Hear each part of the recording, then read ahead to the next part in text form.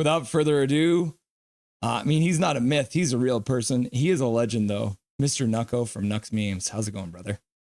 I mean, I'm great. You're watching the same game as I. You know what's happening. So we usually start off the intermissions. We just talk about like just the period to start. Like, what are you thinking about this Canucks team that showed up tonight against the Jets so far? Well, first of all, I didn't know if we were going to score another goal after the 3-goal first period. And when Winnipeg scored to make it 3-2, I was like, oh no, it's happening. And then it didn't happen. And now we're up 5-2 against the Connor Hellebuck-led Winnipeg Jets. Oh, it's crazy. Yeah, like when was the last time the Canucks scored 5 goals too, right? Like in 2 periods. Yeah, I mean, it doesn't count when it's against Arvid Soderblom. Against Hellebuck, like, oh my God. What am I watching right now? Well, Brock Besser with 2, right? Like, and even that, the shot from the point from Mr. Marcus Pettersson was kind of a muffin, but it just sat there and Hellebuck just couldn't get control of it. Besser just comes in, chops at the puck in the net. Yeah, I mean, this is a big game. St. Louis has won, Calgary's won. We need this win, and we are so lucky we've caught Hellebuck on a very rare bad day. So if you had to, like, it might be like choosing between your children, but if you had to pick a favorite Canuck goal so far tonight between the 5, which one stands out the most for you? I mean, it's got to be Höglander. It's always got to be Höglander for me. I love that guy, and that goal, Pettersson, or Besser to Pettersson to Besser to Höglander. That is beautiful. That was beautiful stuff. Well, it's do you know the YouTuber Nuckhead?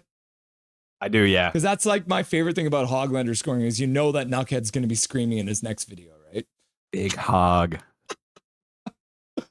Is there anyone that you were kind of like hoping to step up their game a bit? I mean, overall, the Canucks have been playing pretty well, but is there anyone that you think maybe you need to step it up a little bit tonight? I mean, they've been doing pretty well. Even like Pettersson, not too much on the score sheet, but he had a great pass across to Lekerimäki on the power play that led to the goal.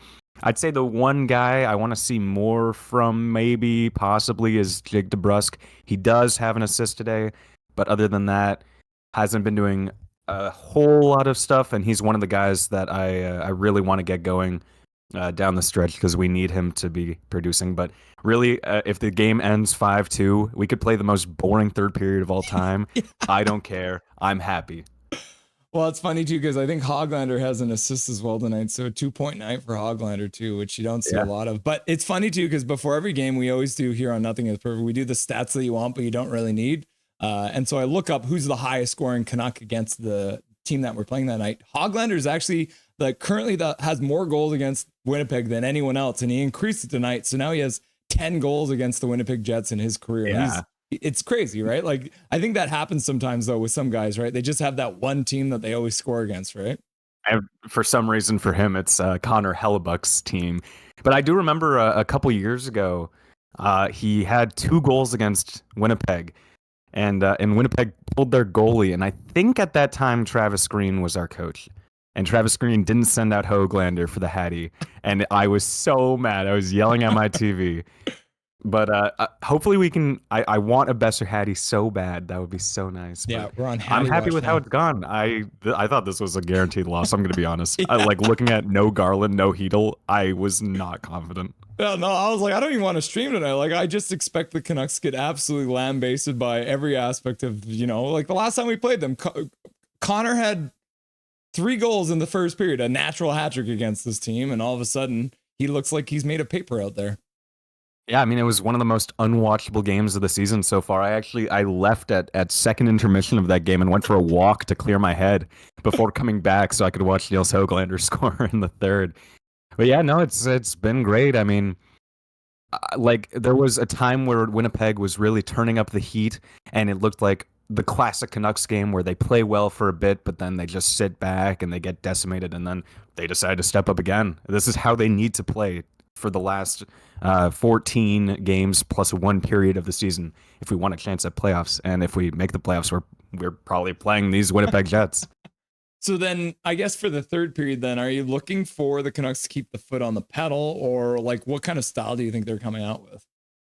I think it's okay to sit back for a little bit, especially because we start on the penalty kill. You're going to need to be sitting back on that. So I think that's fine for now.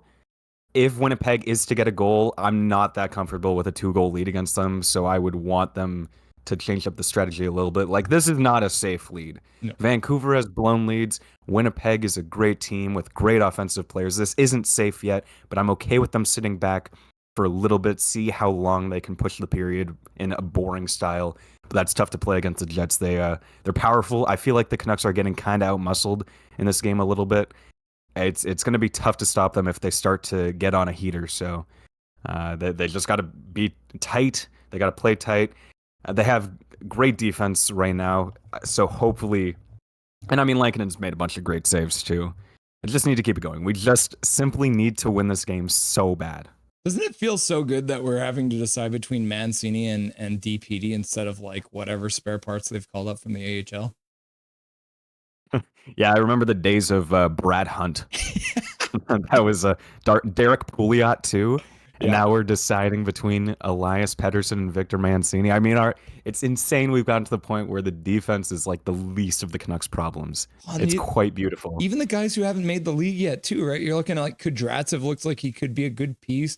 Got Willander playing down in the playoffs right now. He'll probably join the AHL once he's done his season there. So, I mean, with the signings they've made and the contracts that they've made for these guys, the Canucks have got to be set on defense for the next 3 years.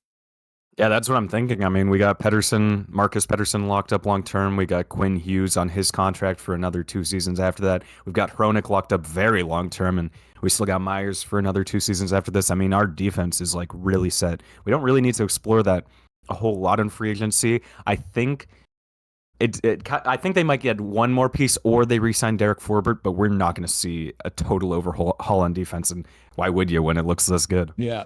We got a question from a member in chat, Big Hog Hockey. He is a big Nucko fan. He says, Russell, can you ask Nucko if he's planning on going to any East Coast Canucks games next season? I likely will. At that point, I'll have hopefully graduated university, so I won't be living in Ottawa. But yeah, hopefully I don't fail this last month. But I've loved going to the games in Ottawa. I like going to Montreal. So the plan is to still be going to those games. I should be in Ontario still. If that's the case, then I definitely will.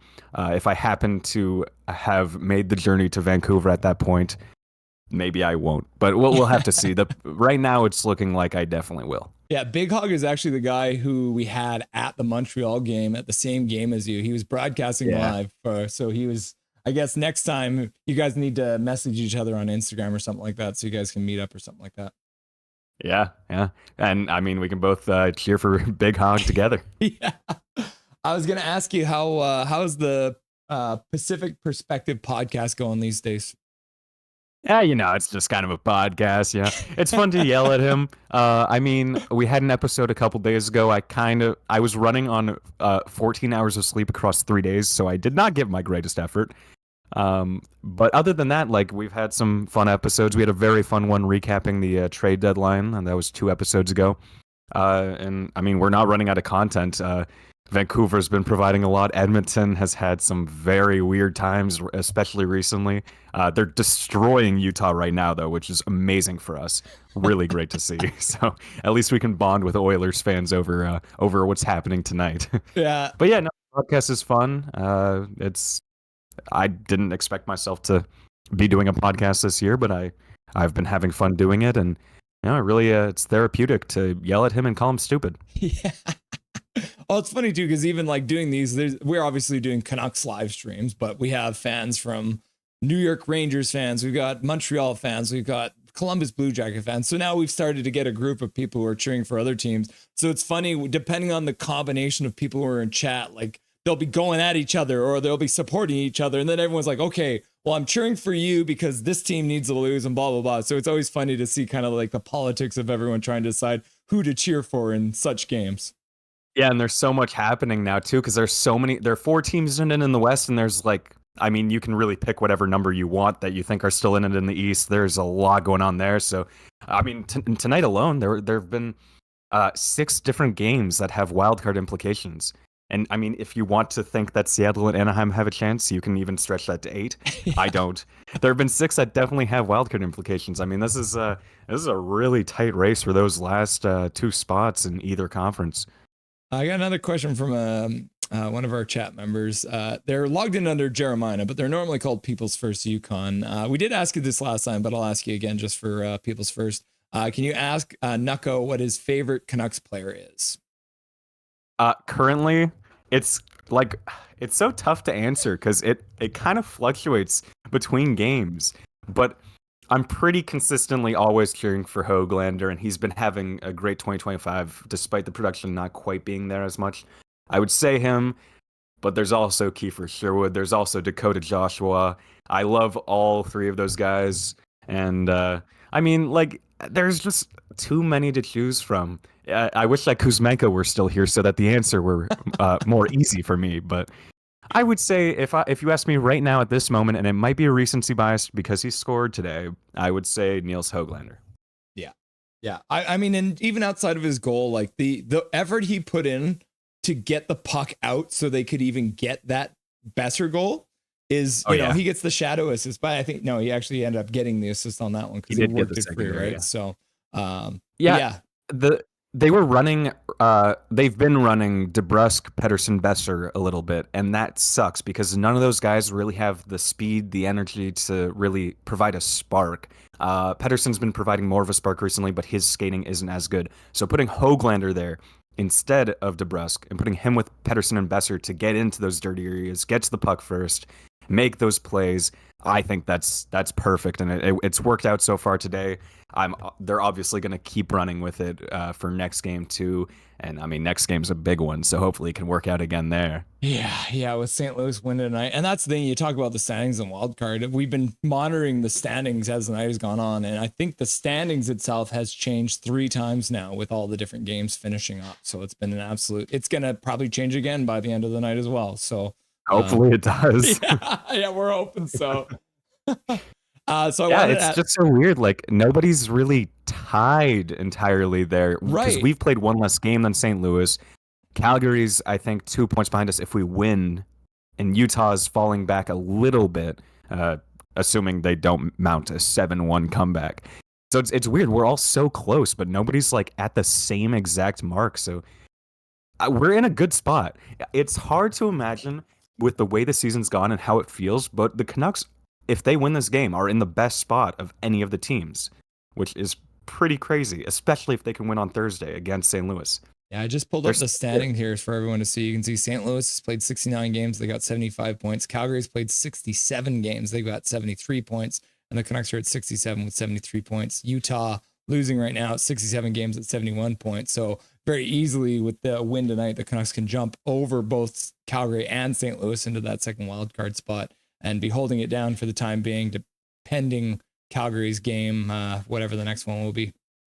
It's a little frightening that they have that game in hand. I always like having the games in hand, but I really wish that JT Miller came through for us today. If only. If he scores against us on Saturday, I'm going to cry for the rest of the day. It's an early game. We got one of these New York fans, Noah Borneo, in chat, and he's the one who's like, what can I expect from Carson Soucy and JT Miller? And was like, we don't know. It'll be different every single game.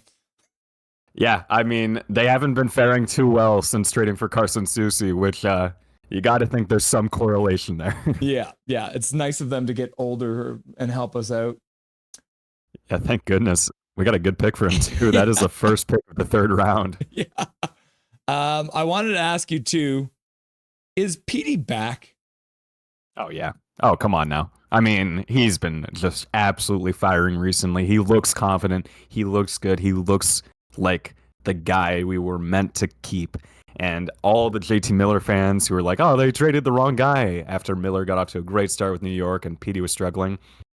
I haven't heard a lot out of them in the past couple weeks. But yeah, no, he's great, and it's nice to see. He's got his confidence. That's what we needed from him.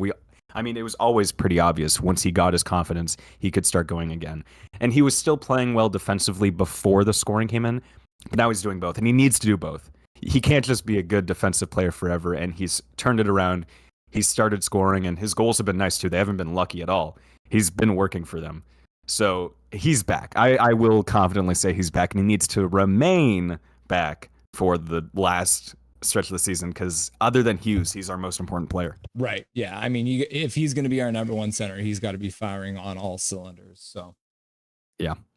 Are you a little concerned about Demko and Besser? Demko being the injury, and then Besser kind of just being that, the contract talks. But obviously, Besser's a little bit of an easier question to answer tonight. Yeah, I mean, he's definitely putting that the number up a little bit on his contract with his performance tonight. You thought maybe if he goes out in a slump, we could sign him for a lot less than he's going to get. But I don't want him to go out in a slump.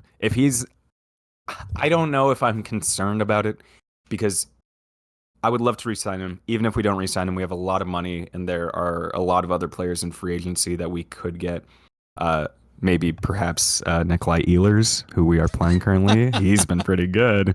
I just, it's such a tough decision to make, because does Besser fit the team? Does Besser fit the team going forward? He doesn't really fit a whole lot of things that Rick Tocchet likes.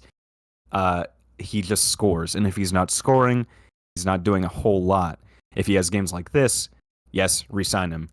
If he has games like the past 12 games before this, good lord. Demko is very worrying. We need him to be healthy, and I feel bad for him because, I don't even know what's going on there. I really want him to be healthy. The fact that we signed Kevin Lankinen long term kind of makes me feel like the Canucks front office doesn't have a lot of faith in that, but it is a little worrying. Really, just as long as we have Quinn Hughes forever, though, it's fine. Yeah, let's cross your fingers on that one too. Awesome, Nucko. Thank you very much for joining us today. I will tell you one quick thing before I let you go. The last time we had Nucko on, we actually did a pre-recorded interview, and when we were done, I went to check the footage, and I had not recorded my entire self. My video was recorded, but the audio did not record at all. So I ended up literally recording myself pretending to have a conversation with you, and nobody noticed. So now reveal to the world that sometimes you got to deal with that stuff. You're finally speaking your truth. Yeah. Awesome, brother. Thanks for joining us today and join the third period. Thank you for having me on. All of my followers, if you're watching, follow Nothing is Perfect on YouTube right now. I appreciate you, brother. Have a great night. You too. Thank you. Go Canucks. Nothing is perfect.